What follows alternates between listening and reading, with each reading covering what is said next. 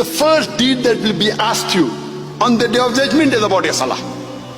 And according to Imam al-Bahabi, not praying falls as the fourth major sin in Islam.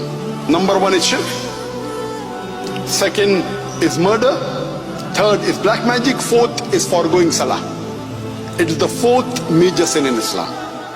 And our beloved Prophet Muhammad said, mentioned in Sahih Bukhari, volume 1 in the book of Salah, that if you pray in Jama'ah, you get 25 times, 27 times more sawab. So praying in Jama'ah is 25 to 27 times better congregation. The best time, the best peace of mind is the time of Salah.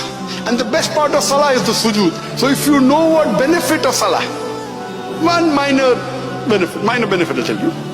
You know, people say, you know, the 10 richest men in the world. Number 10 Ambani, number 3 Bill Gates, number 2 Jeff. Number 1 is who? A Muslim who offers 2 rakat of sunnah salah before Fajr.